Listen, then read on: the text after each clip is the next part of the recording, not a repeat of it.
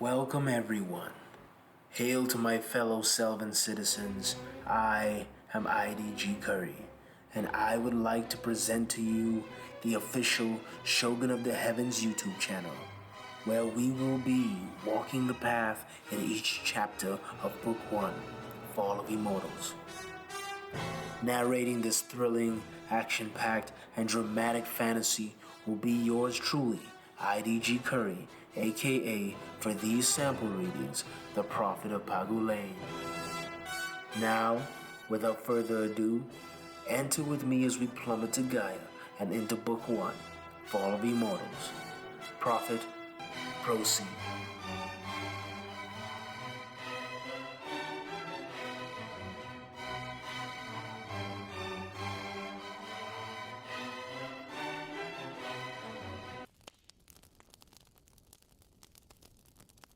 Chapter 8, Archive 11. 2.5 years had passed since the Acolytes of Dawn stepped through their portals at the ferryway station. The treetops scattered the afternoon sunlight shining on the magical doorway. Birds sang tranquil songs, resting on the roots that outlined the stony door. The songs ceased, and feathers floated to the ground as the portal once again filled up with light. One by one, the Acolytes of Dawn emerged from the gateway of light, assembling by rank as they would in the Ethiopian court. Overjoyed to be reunited, the Ark embraced Zariah. I missed you, my love. I thought of you often. So long without your warmth gave my heart such woe, said Tahark, kissing Zariah conservatively on her cheek. Oh, Tahark, how I have missed your words. The sound of your voice fills me with joy. You and the others can rest now. With the trials we have completed and training we received from the Amazons, Amina and I can bring down that arrogant traitor by ourselves, said Zariah boisterously. The knowledge we have acquired on Vernande Falia will prove to be invaluable when it comes to navigating this world. I brought maps from the library so that we can familiarize ourselves with the landscape, Amina added. An island filled with women, and you bring back parchment? A man has needs, after all, Alum interjected humorously. Last the record showed, Alum, that need had been met several times in Camelot, Idris said, leaning on Alum's shoulder and sharing in the laughter.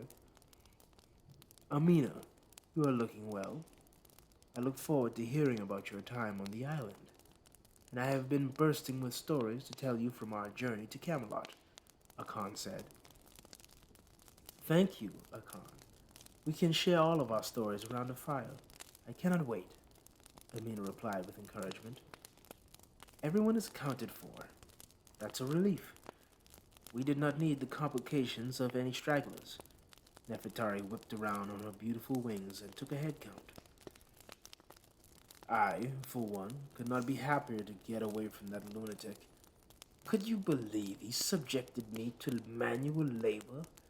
Then after completing chores, I had to levitate while stacking objects, and worst of all, listen to him talk endlessly about himself. Mansa vented.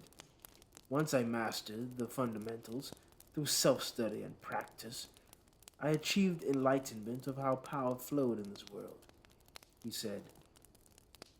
It lifts the heart to see us all assembled together again, Damuk said with pride and passion. We have met our enemy. We know their strength. We know their ruthlessness, and I can look at each of you and see the results of your trials. With that being said, we can be certain that our enemy has not been idle. Xemnas is the first of the allies we will make moving forward. We must reinforce him, and with our combined strength, we will overrun Zaldan and his sycophants.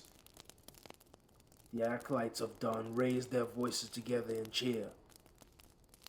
Speaking of Xemnas, was he not supposed to meet us here? Asked Kwasi. His question slowly hushed his peers.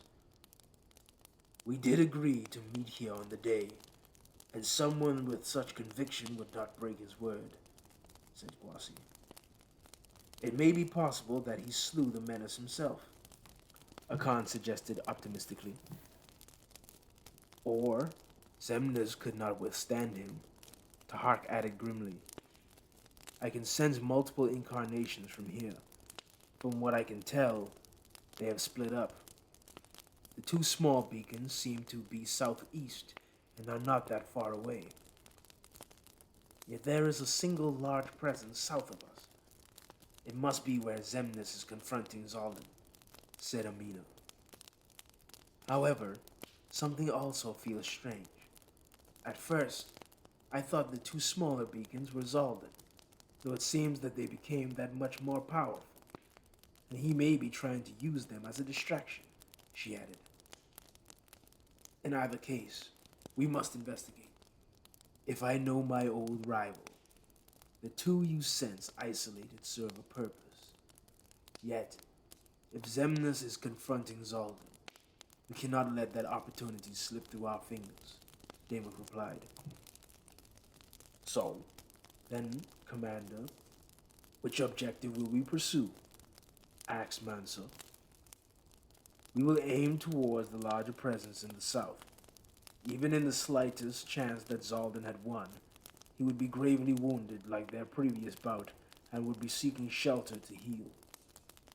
If we take up where Zemnis may have failed, we could possibly make the difference. Are there any objections? The acolytes responded together. No, Commander. The acolytes began making their path southward, and where fate has scheduled a revelation in her upcoming symphony, the orchestra will conduct a new harmony to the struggle between order and chaos. War Marshal, Magnus called out as he followed Zaldan through the Salvadorian jungle on the southern continent. You've seen quite a lot, quite quickly. Speak your mind, Magnus, replied Zaldan. With respect, Marshal, I am sure that we attained victory against that flaming wolf, yet beyond that, I am not sure of much else.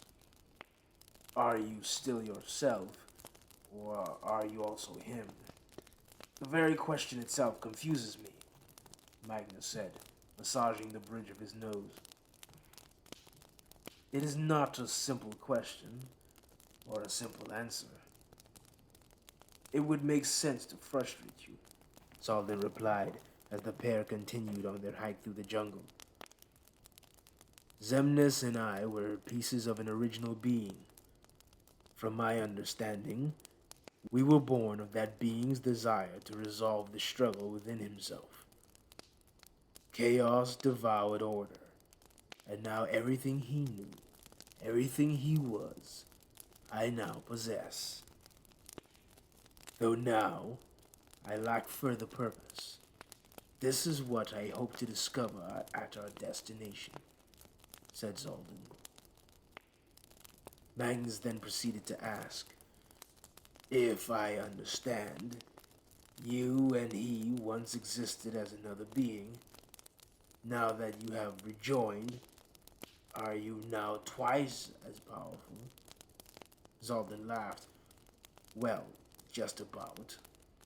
Though, like before, I must sacrifice some of my power in order to reach higher plateaus. If I am to challenge the one who commands the sky to assault me, I cannot become complacent, Zaldan replied. The Darklands would kneel to a conqueror such as you, said Magnus. The Darklands? Is that your home of origin? Asked Zaldan. Congo City. Gaul presides as war chief of the Gungan tribes. I'm confident he would have liked you, Magnus answered. Sounds like you know him well, Zaldan cried.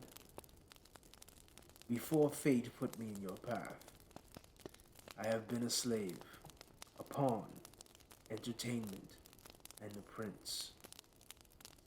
The war chief is my father.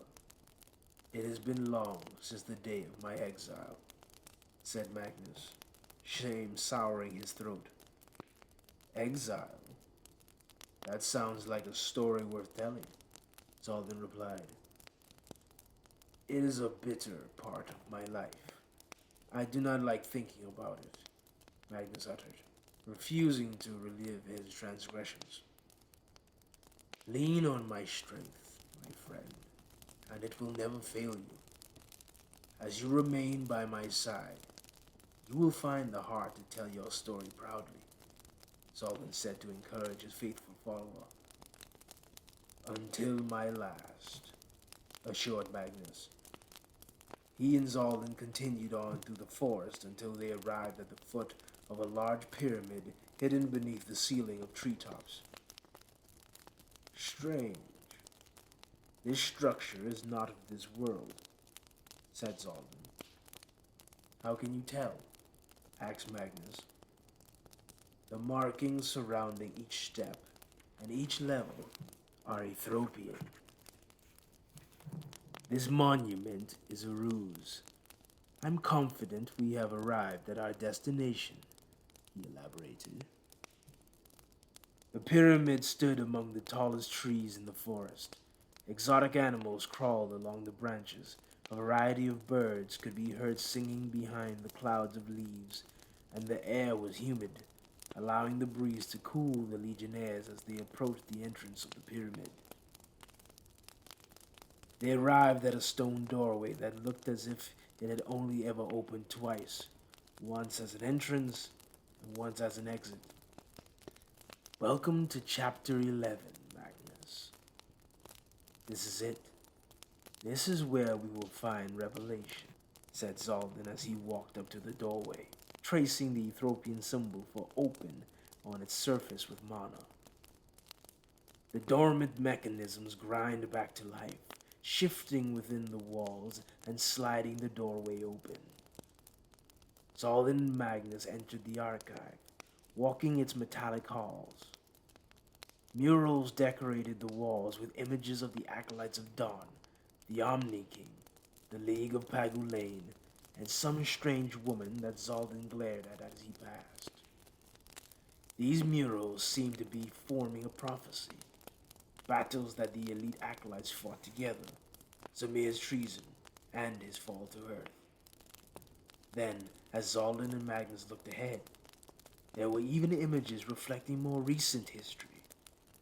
The conflict between Zaldin and Xemnas stared boldly at them as if they were looking at someone else. It was like they were admiring artistry, depicting a conflict in another world. Unbelievable, said Magnus in awe. What is this place? Shogun of the Heavens Book 1 is available on Amazon and Amazon Kindle or for order at your local Barnes & Noble's bookstore. The Amazon link to purchase the book is in the description of the video. Behold, as we all dive into the world of myths and fiction. Book 2, The Throne Crusher, is still set to be released on December 9th, 2024. This installment changes the tempo of the story, allowing us to go deeper into popular role characters who will now step to the forefront of this epic tale. On this channel, we will be providing you a series of samples read from the Shogun of the Heavens book series and complemented by visuals from the story as envisioned by the author. Please like and share the video, subscribe to our channel, and comment below. Then, while you're at it, follow us on Facebook and Instagram, where you can compare our competing galleries of artworks brought to life from the story. Thank you.